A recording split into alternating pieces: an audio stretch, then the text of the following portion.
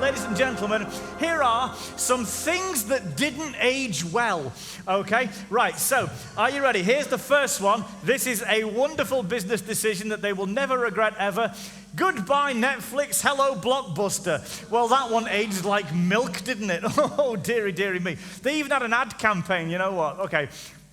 Tweet #goodbye Netflix and give us the best reason why you're leaving Netflix and we'll give you a year's free subscription to Blockbuster. Oh dear, they never lasted the year. Anyway, okay, let's move on. Here's a headline from a newspaper. Okay, internet may be just a passing fad as millions give up on it. Oh dear, that one didn't age very well, did it? Okay, well, here's someone on the internet who might wish that he kind of wasn't, which is someone who, no, we're going to get to that one. Yeah, the best things come in cellophane, apparently including dead babies. Right, okay, so mothers in the room, don't put your babies in cellophane. This is not good advice, okay? Speaking to the Twitter twit who wrote this tweet, here we go. 2016 has been nothing but annoying and problematic. It's been cancelled. Time travels to 2020. You might wish you hadn't there. Okay, all right. Are you ready? All right, I'm going to do an impression now. Here we go. Oh, yes, blah, blah, blah, blah, blah. Who was that? All right, here's what he said, okay? My chances of being PM are about as good as the chances of finding Elvis on Mars or me being reincarnated in an olive. There you go. So that didn't age well, but we can fix that one. We can fix that just by inserting the word competent there, right? Hey, look at that. Like, we fixed these problems for him. Right, now, here's the thing, right? Now, none of them are as bad as this one, okay? Are you ready for this? Right, okay, so you ever look back and you think, I wish I hadn't worn that as a child? You're like, I wish my mum hadn't dressed me in that as a child. Yeah? Or you go, oh, Mum, why did you? And you're like, no, you insisted on wearing that. That's the only thing you would ever wear. Right? Okay, you look back as a kid and you think, oh, I can't believe I did that. Well, at least you weren't wearing a swastika Halloween costume. Yep, that aged badly, ladies and gentlemen. Now, here's the thing, right? Okay. You can at least say, oh, well, they were only a kid. You know what I mean? They didn't know any better. You know, so even though they've probably grown up and are likely still alive because they're only a child back then, so they're still going, oh, no. At least they were only a child and not a multinational car company who did exactly the same thing. Oh, some things you do and they just don't age well. Can I get a yes?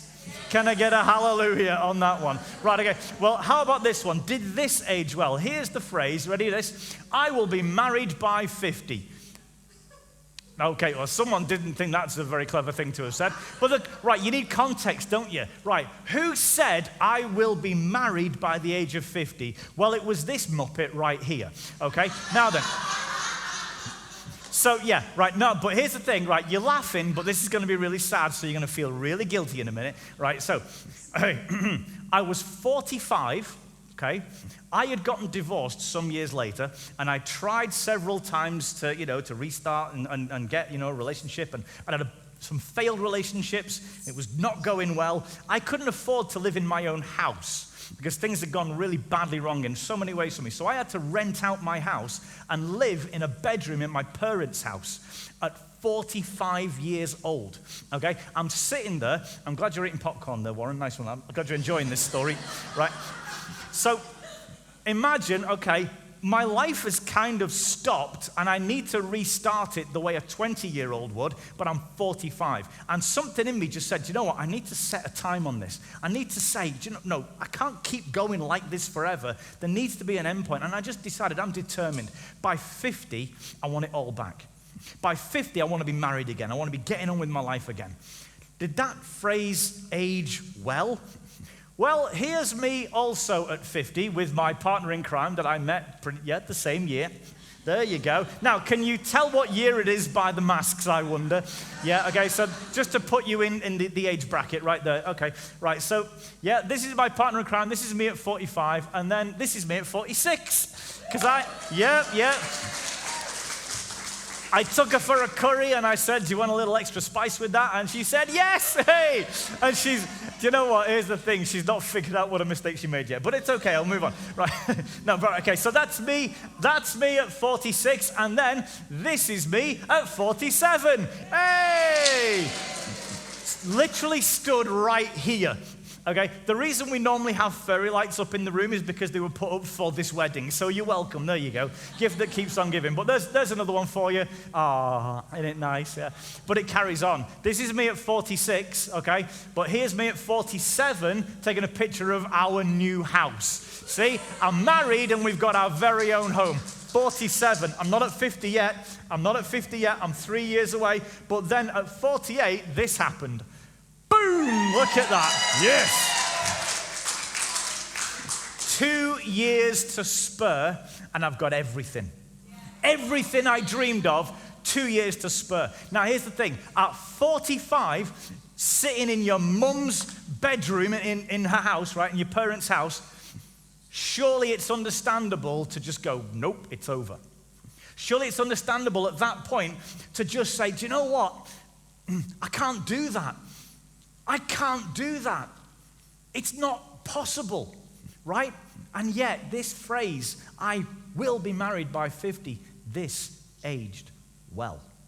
Even though so many times in my life I have said those words, I can't do that. And let me ask you, have you? Do you say those words? I just can't do that. You look at it and it seems so impossible, you convince yourself not to even try. That sound familiar? I can't do it. But now sometimes you just need to be kind of like I was. You just need to have a bit of determination. You need to work at it. And you need to just refuse to be negative about this. And you know, I'm going to try anyway. And you may find that it wasn't impossible at all. It just looked that way. But what about the times when you're right? What about the times when you really can't? The giant really is too big. It is too impossible. Well, what do you do then? Well, that's what we're going to answer today. I'm going to ask, what can you do when it's all too much? When it's really all too much? When you can't see any way forward? When the world is saying, you can't do this, and it's absolutely right? Ooh. Am I supposed to admit that situations like that exist in a church? Aren't we supposed to be so full of positivity that we don't even consider things like that? Well, I've read the Bible. Have you? There's a lot of impossible going around. And a lot of things will say, nothing is impossible for God. True. Hands up if you're God. So for the rest of us, yeah, things can be completely impossible. And God will allow you to face them for a reason, to grow you or to stretch you. It happens. So let's talk about what you can do when it's all too much. So, are you ready? What if one sentence, just one sentence, could create all the freedom you need, even when facing a genuinely impossible giant, when facing something that you really legitimately cannot beat? What if one sentence could create all the freedom you need in that situation so that even a giant has no power over you? Sound good? Sound good? Right, okay, well, without further ado, we're going to dive right in with this one, okay? You ready? I want everyone in the room to repeat after me. Ready? Here we go. Everyone say, I can't succeed at everything. Now, you weren't expecting that, were you? Right? I mean, you come to a church, you're like, that's not what I expect. No, okay, here's the thing, right? I'm not here to sell denial, okay? I'm not here to talk you into something that's not going to work when you walk out the door, okay? No, I'm talking about how to overcome things that you can't succeed at. And there's an awful lot of power in saying, I can't succeed at everything. But that's not the end of the sentence. That's only the first part. No, I can't succeed at everything, but everyone say, yes, I can. Yes, oh, like you mean it. Say, yes, I can. Yes, I can. I want everyone in the room to say these words. Yes, I can believe. Yes, I can believe. Let's say it together. 1, 2, 3. Yes, I can believe. The two are not contradictory. Even though you can admit, I can't succeed at everything, you can say, yes, I can believe. Because here's the thing. You already know you can't succeed at everything. But what you will allow that to do is convince you that you can't succeed at anything. When you get so focused on something that you can't do, that's too big and you can't think a way around it, you will go focusing on it so much that it will block out your vision of everything else, and you will go from I can't succeed at everything to I can't succeed at anything to I'm useless. Ever been there? Ever been there where you beat yourself up because you didn't make peace with the fact that you don't need to be able to do everything? It's okay. And even if you can't do everything, it doesn't mean things can't be better. So you can still believe. How's that sound? Yeah? Okay, right. Well, we're gonna step this up because here's the thing, right? Okay, and we gotta come to terms with this. Giants are hard to see past. That's the power that they have. Okay, it's not the strength, it's not the might, it's what the power is that they block your vision. They stop you seeing beyond them. That's the power. Now, I don't know what giant you're carrying today, okay? Maybe you came here because you just like the theory of this, or you just want to learn a bit about the Bible, I don't know. But maybe you're carrying some sickness, and it stops you doing the things that other people do. You can't move like them. You can't go play football or go to the gym or whatever. You can't do the things that they do. And you can't get rid of it. And it's there. No matter what plans you make, that giant is sitting there in front of you saying, nope, and you can't get past it. Maybe you're carrying regret. Maybe that you did a thing and you wish you hadn't done it, and it now affects all your relationships with people. Because whether they think differently of you or not, you think they think differently of you, and you can't forget what you did to them. And it's with you everywhere. And now it's poisoning every single relationship, and it won't get out of your relationships because it was in every relationship. That giant is standing right in front of you, and you can't even see your friends and family the same because the giant is there. Sound familiar?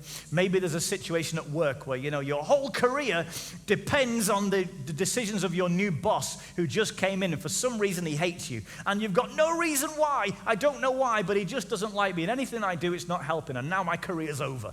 I don't know what that is. You've got all kinds of possible things that can be just standing there in front of you. It's things that you've done, or things that you're afraid to do, or things that you say, I need to be able to do that, but I can't. Maybe you're stuck in your mum's bedroom, and you're thinking, I've got so much to achieve with my life, but I don't have any of the abilities to do it.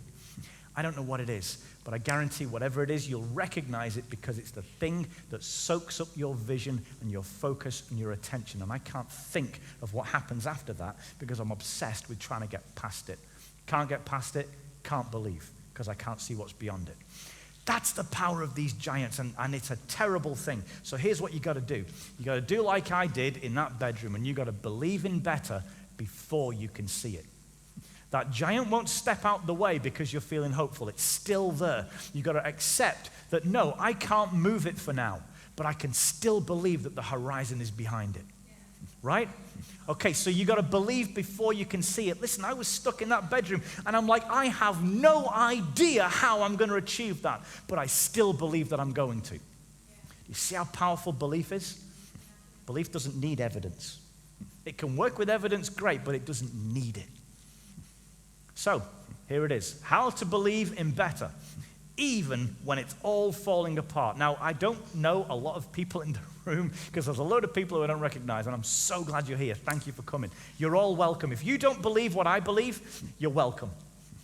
Okay, everyone here is as welcome as everybody. Because here's the thing, if you don't believe that I believe that God made you, and God loves you, and God is obsessed with you, and God is dying to be in a relationship with you, to the point where he literally died to be in a relationship with you, and you're perfect, and everything in your life has a context, it has a meaning, and he will work all things for good for you if you'll just let him. That's what I believe. Now, if you don't, you're still welcome, because here's the thing, the problems we face are universal, whether we believe or not. And the solutions are universal, whether we believe or not. It just happens to be that all the solutions are in the Bible. So hooray, that's good, isn't it? Because the thing is, the Bible is just full, it's chock full of stories of people overcoming the impossible. It's just all the way through, and you can see yourself reflected in all of them, so you can go, I can learn from that. And some of them we don't even notice, like right at the start, Adam and Eve, right? We never give them a break on this, but okay, they came into the world fully formed adults. They don't know anything else. They've no frame of reference of anything other than being a grown-up, and Eve gets pregnant. There's a baby coming. They have no idea what's going on, but she's like, I tell you what, I've put on a bit here, haven't I, Adam? I think I'm letting myself go here. And he's like, oh, I didn't want to mention anything, but yeah, you have a bit. And then one day it comes to it, and she's like, Adam, I'm peeing an awful lot, and I don't know why. What's going on? Oh, if only she knew what's coming next, right? But even after that ordeal, I mean, can you imagine? They've got no clue what to do. It's like, how do I manage this thing? Because it's crying, it was so crying, it's screaming all the time, it's making so much noise. What am I supposed to do about it? Right? And Adam's like, feed it, because that's what shuts us up all the time. She's like, all right, yeah, great idea, I'll feed it. Right, here, have an apple. Right? And Adam's over here like, Eve, will you stop giving people fruit? It doesn't fix everything. And she's like, oh, I don't know what to do. Oh, I tell you what. And he's like, they do that? And then, oh, good grief, you can imagine, right? They bossed that. They're okay with that. And then, like, 2 years later, you know, like, or whatever it is, a year, 2 later, right? Because the baby's been going great, the baby's growing, but then suddenly he's like, what's going on with the baby? What's going on? And Adam's like, what's going on? She's like, my baby's falling apart. It's falling apart. What are you talking about? It's falling apart. It's disintegrating. The teeth are falling out. Why is this happening? They have got no frame of reference of teeth falling out. But they're like, Can you imagine? Oh, yikes, and then the poor purr, because like 10 years after that, you know, like, Cain, go and help your dad in your fields, and he's like, I don't want to, right? Cain, your dad is working hard to feed you, you will go out there and you will have, no, I'm going to my cave. Don't slam your rock. Woo, boy, yeah, the Bible is full of these stories, and they're fantastic, but we all know what the famous one is, don't we? Come on, you know what, you saw the flyer, you saw the ad, you know who's in that picture, right? We are going to talk about Elisha and Elijah. No, we are going to talk about David and... Right, let's talk about the big fella, shall we? First of all, let's put it in context. Just how big was this dude? Come on, Bible knowledge. How big was he? 6 foot, 9 foot? Oh, yes, he was 9 foot 9 inches. This dude was big. This guy was an absolute monster. Could you take him? What do you reckon? If he stood in front of you and was like, come on and have it, would you? I mean, really? Right, well, let's put it into context. Okay, this is how big he is, right? So here's Conor McGregor, actual scale. Okay, so there you go. Previous world champion fighter, and he's just about big enough to headbutt him in the crotch. There you go. But, I mean, Conor's not a big fighter. You know, he's only like, 5'8". So we need to go a bit bigger. So let's go with Iron Mike. There it is. To scale, Mike Tyson. And still he's nowhere near. So we need to go for a taller fighter. Who's the greatest? Who's the greatest of all time? Who's the greatest of all time? Right, we got Tyson Fury. Who is it? Right, okay. I am the greatest. And there he is. He's 6'2", I think it was. And he's still nowhere near. Now, yes, Tyson Fury is taller. My wife is a big fan. She keeps reminding me of this. Okay, so... But I think to get anywhere near Goliath, we need to kind of go supernatural superhero type. So let's go to the Hulk and Thanos, and they're still nowhere near the guy. I mean, look at that. They could bite his nipple and that's about it, right? That's as far as they're going to go, right? Laughed a bit too much on the back row there, but all right. We know, we found your level, haven't we? All right then. So... this is what they're facing, this guy. And here's the situation, okay? It says, the Philistines occupied one hill and the Israelites another, with the valley in between them, right? They couldn't succeed against this guy. And they didn't believe they could, which is why they couldn't. And I'll prove that to you. But the picture is this. These two armies, and it's not just Israelites and Philistines, these are the armies. They're in armor, and they've got shields and spears and swords and slings. But we'll get to that. Yeah, they've got all kinds of weaponry. They're there for a fight. But they take one look at this guy, and they're like, nope, I ain't doing that. Because he comes out and he starts insulting them, and he's shouting at them, and he's insulting their mums and their dads and their God, which back then was a real no-no. I mean, they were not going to take that, except, well, actually they were, because he was huge. And he's shouting all this at them, and he's saying to them, if you can defeat me, all of us will be your slaves. But if one of you can't, you will all be our slaves. So the stakes are high. And not one of them was willing to take him on, which I could understand, because he's absolutely enormous. I wouldn't either. Honestly, would you? It's easy to look at the Bible and go, oh, well, David was full of the Lord. Brilliant. He was still nowhere near the guy's side. But the thing is, every day, this kept happening. The Israelites would come back, they'd get out the tent, oh, he's still there, and they'd go back again. They'd come back out of their tent, oh, he's still there and he's still shouting at us, and they'd go back again. Every day, they'd go and they'd come back, and they're not getting past him, and they're just like you and that thing in your life that you can't get past, and they're like, this is all we can see now. We're obsessed. We've got tunnel vision, and we can't get past this. What do? Enter the hero. I want you to, again, picture the scene. Way, way back in a land far away, in the fields amongst the sheep, Jesse the father comes out and he's like, David!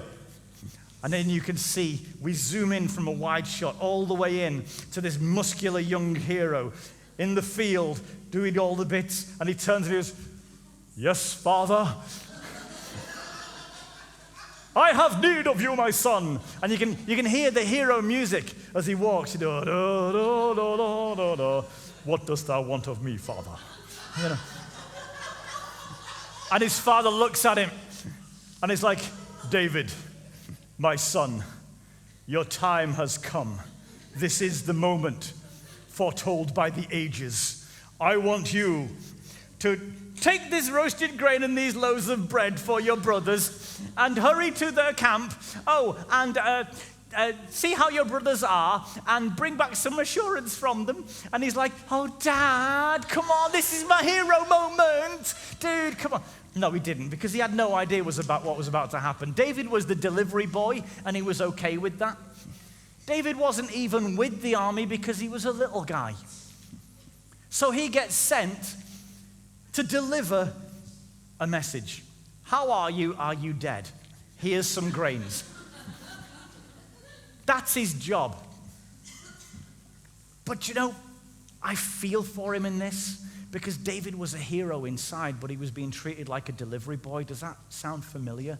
When you know you could be that, but people only believe in you to be this. Yeah?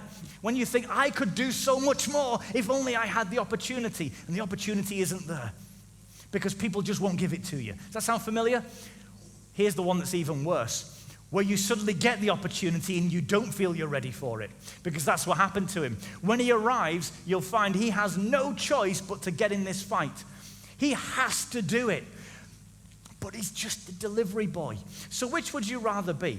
Stuck in a situation where no one recognizes your potential, so you don't get to do what you know you could, or you're in a situation where everybody's saying, yes, you can, go do it, we all need you, and you're like, no, I can't. Which, you've been in both, right? Which would you prefer, I wonder? Because David's he's experiencing both of them there. So his brothers and all the army, okay, they're there, and David turns up, and he hears what this giant is saying that's got all the rest of them knocking in their boots. And how does he reply? He goes and he says, David asked the man standing near him, what will be done for the man who kills this Philistine? I mean, you got to love the confidence of the guy. He's a delivery boy. He's too young to even be in the army, and he's saying, what do you get if you kill him? And then he moves on. This is where he gets angry, and I love this. He hears what this giant is shouting to them, and he says, who is this uncircumcised Philistine that he defies the army of the living God? I mean, oh, that's big talk, right? But you can just tell he has no choice. He knows that someone needs to take him down. He knows that what he's doing is not right, it's not okay, and he knows that he's a giant, and yet he's not letting that stop him. All the rest of them had for days. He sees the same giant that they see, and here's what I want you to know. David was capable of nothing that the others weren't capable of. Not a thing. And just to put it into perspective again, here's Goliath, here's a world championship fighter, and here's David, probably. Because he was a small one. He was a runt. I mean, he wasn't even considered to be worth blessing when the prophet came around and said to Jesse the father, one of your sons is going to be the next king. Bring out all your sons. And he brought all of them out except David. because he was like, it couldn't possibly be him. That's how small and insignificant David was to all those around him. And yet, this is the guy shouting, how much do I get if I kill the foreign scum? I mean, come on, right? Do you want the absolute audacity of David? Do you want that confidence, that power that David had when he saw the same giant everyone else, and all he thinks is, what do I get if I knock him down? Wouldn't you love that? Well, here's the thing. They couldn't succeed. None of them could succeed. But he believed in better. When I say none of them, I'm including him. Goliath is inviting them all down for a scrap, for a sword fight, for a spear fight, for a wrestling fight, for whatever, hand-to-hand combat. Not one Israelite could succeed, including David. But he still believed in better. I can't take that giant down in any of the ways being presented to me here, and maybe I don't know how I possibly could, but I believe there's victory there, even if I can't see it. That's the difference. None of them could succeed, but he believed. Oof. Starting to see the power of belief? Here's the thing. It can't make impossible things impossible, but man, it can do things. So he steps on the scene and he says, I can do it. I can take that guy down. I'm going to solve all your problems. And they all went, hooray, right? They all went, our hero has arrived, hurrah, right? They threw him a party, yeah? No? Killed the fatted calf? No, that's somewhere else. I don't know, right? What did they say? What did his brothers say? This is our brother. Look, everybody, he's going to do it. No, what did they say? They said, why have you come down here? And who did you leave those few sheep in the wilderness with? I mean, come on, right? I'm about to fix all your problems. Yeah, but whose minded the sheep? Like, right? Do you find that the people closest to you believe in you the least? Because it's like they know you and they're like, oh, you're just you. Do you find that? It's the people who know you the best that don't have the lowest opinion of you, but they have the lowest expectations. Do you ever find that? But it's the thing, it's not just his brothers, it's his everyone. Because the rest of them said to him, you're not able to go out against this Philistine. You're only a young man, and he's been a warrior since his youth. Oh, and he's a freaking giant! They didn't even mention that. Just the fact that he's a lifelong, dedicated, professional warrior, and you're a little boy. I mean, are they wrong? Are they wrong in anything that they're saying? Are they unfair in anything that they're saying? David really is smaller. He's younger. He's less experienced. He's got no reach on the guy. He doesn't have the skill. He's well out of his depth. And the thing is, don't forget, they're not being unreasonable at all. Because this isn't just if you go down there and lose, you die. This is if you go down there and lose, our whole nation is enslaved to them. I would be cautious sending a little boy in to fight a giant as well. Would you? It's completely fair. Some of your giants really are that big.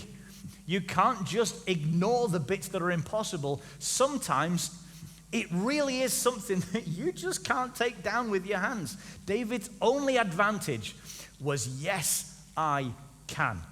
Even if he didn't know how, even if he knew he was too small and too weak and too inexperienced and too unskilled, even if he knew he lacked all those abilities, still he said, yes, I can. The others were so full of no, we can't, that they'd become professional doubters. All they could do was look at a situation and say, it's as impossible as it was yesterday. We still can't move forward. And they had camped out there for days, just obsessing on the impossibility of it. They were so full of no, we can't, that they'd just gone back again and again, like you do and I do, revisiting the same thing that was impossible yesterday and impossible the day before, and we're letting it stress us. And every time we go back and we remind ourselves that I can't take that on, we remind ourselves that we can't do anything. We remind ourselves of our weaknesses. We remind ourselves of how we are incapable, and we will convince ourselves that we are incapable of anything. So how long do you want to keep going back to that hill? How much longer? Whatever it is you're carrying, whatever it is that you're facing, whatever it is that you're afraid of, You can't move forward in that aspect in life, whatever it is. How many more times do you want to go back to that hill? Like, let's say, every day for the next year? What do you reckon? Or would you rather stop visiting it in like 6 months and just be done with it?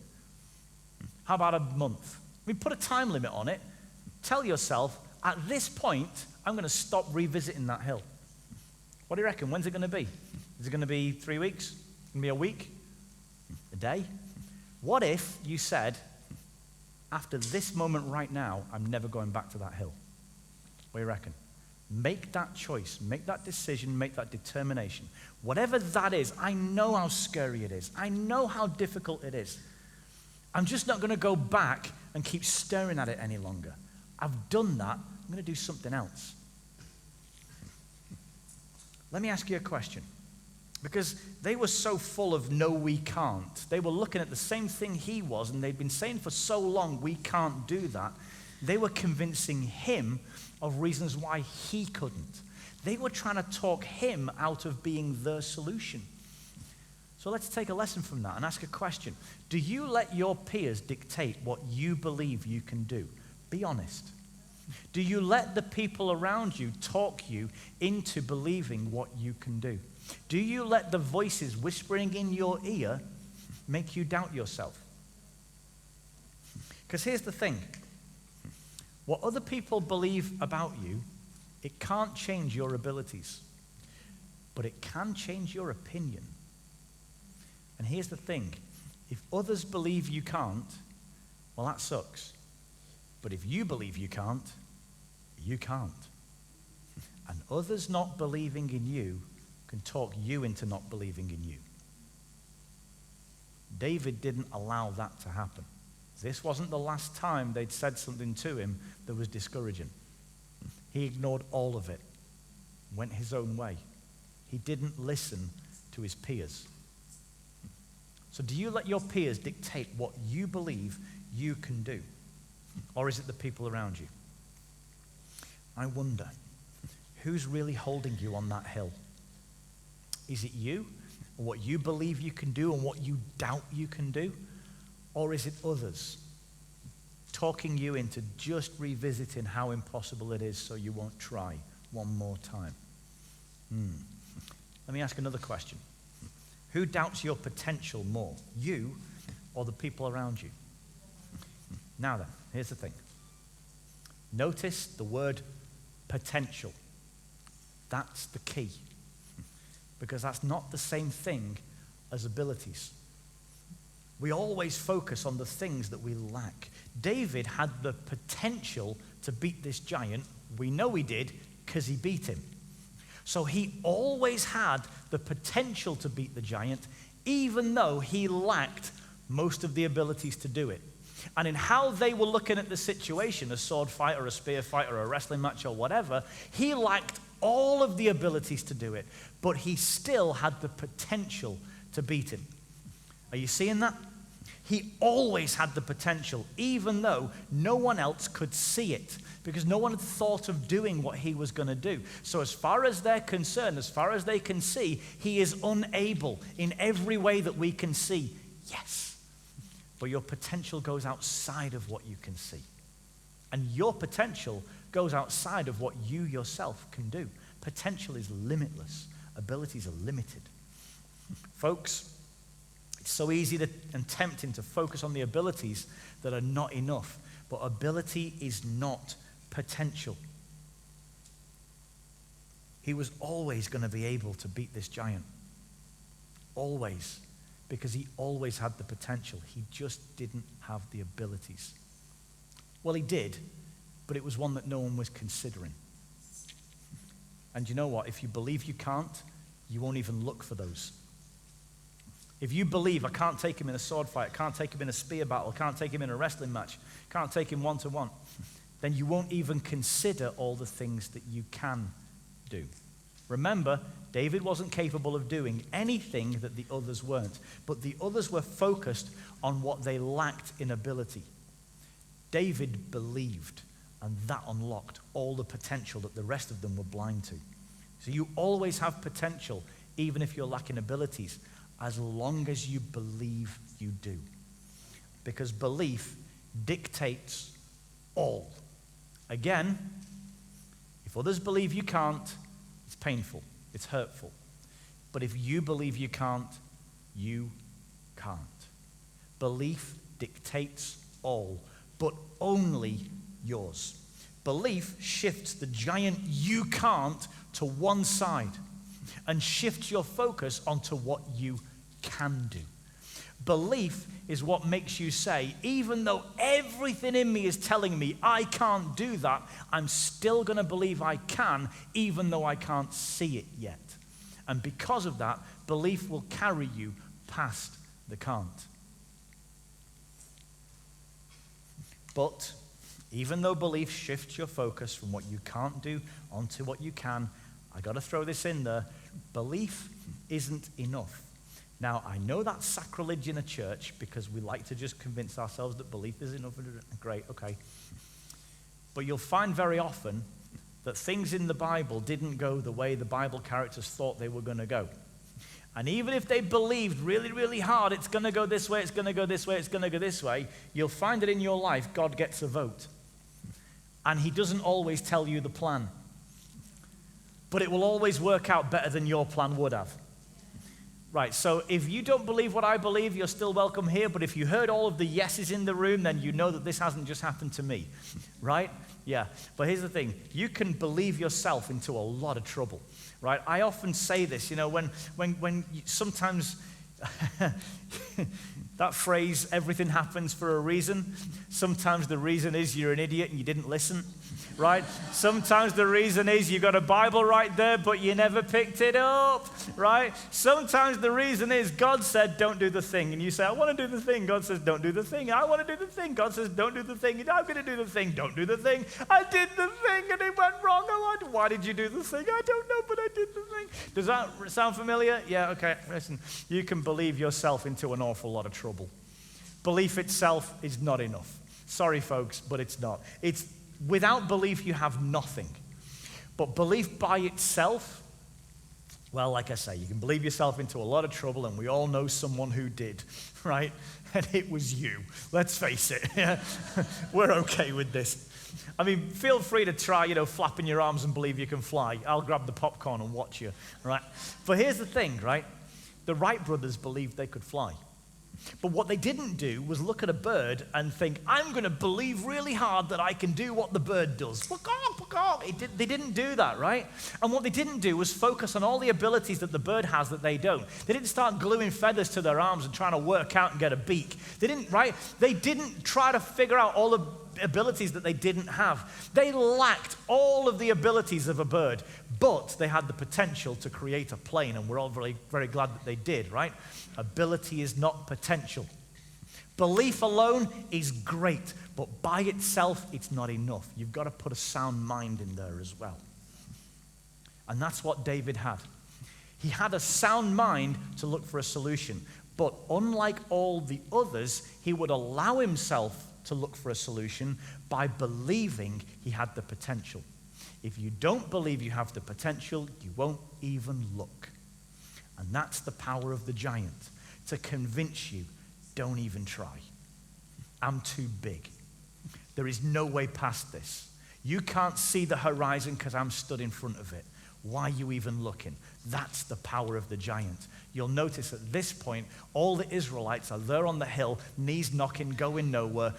The giant is on another hill. He's nowhere near them, and the fear of him has paralyzed them.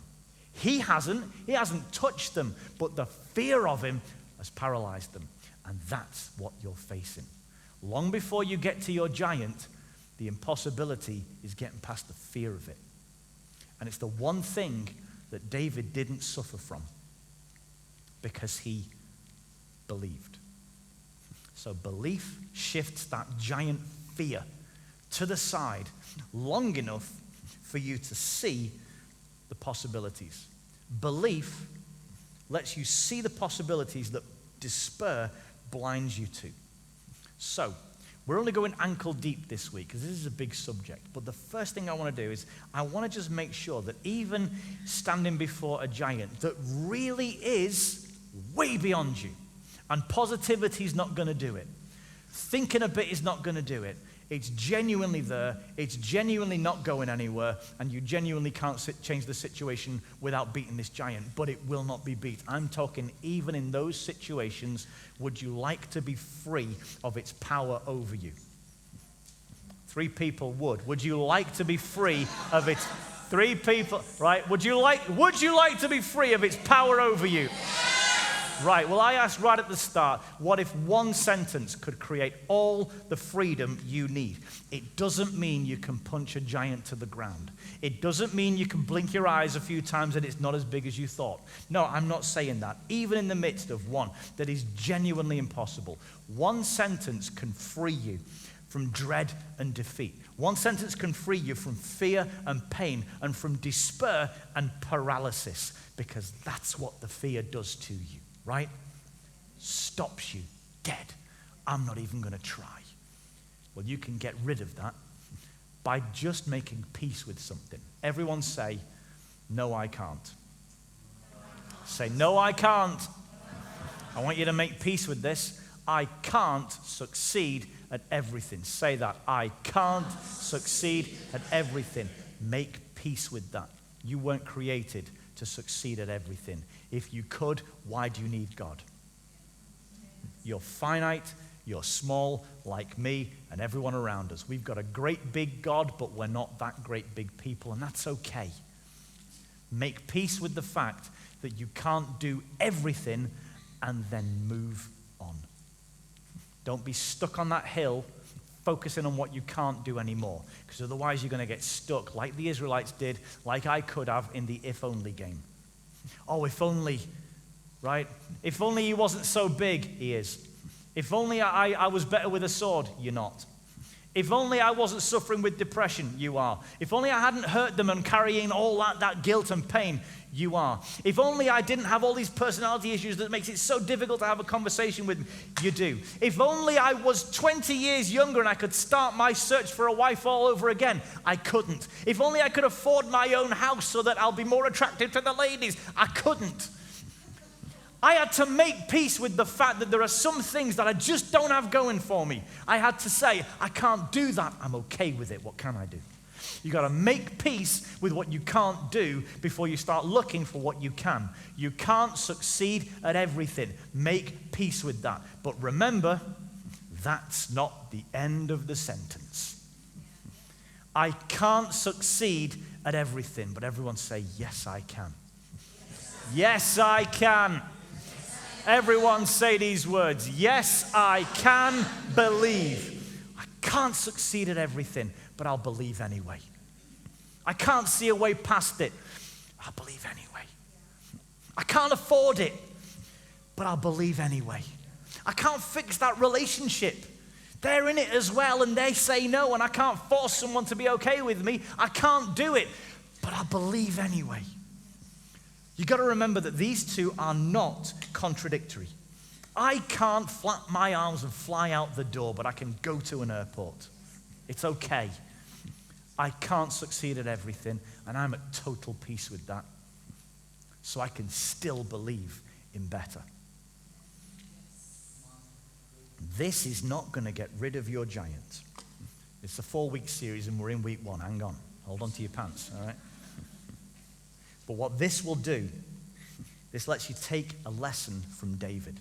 Okay, I can't succeed that way, and I can't see how I will. But I'm not going to let the fear of it stop me looking. Can't do that, so what can I do? Take that lesson from David, facing the same giant as everybody else, lacking the same abilities as everybody else, but I still believe. If you can do that, you will shift that giant to the side. Still there, still big, but now you can see what's coming. And when you do that, you'll be no longer blinded to the possibilities. You'll be able to see them.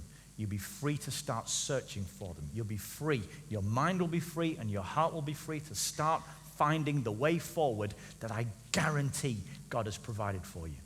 You haven't seen it because you're obsessed on the can't. So be free. No, can't do everything. But I'm not going to let that stop me believing.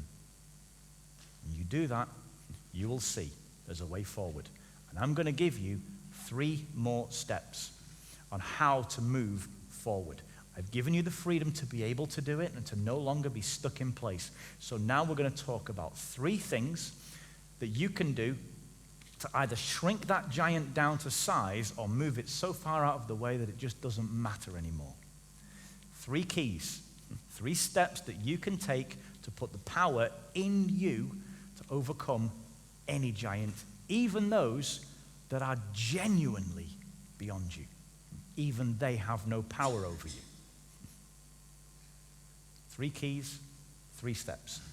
And we're going to look at the first one of those next week.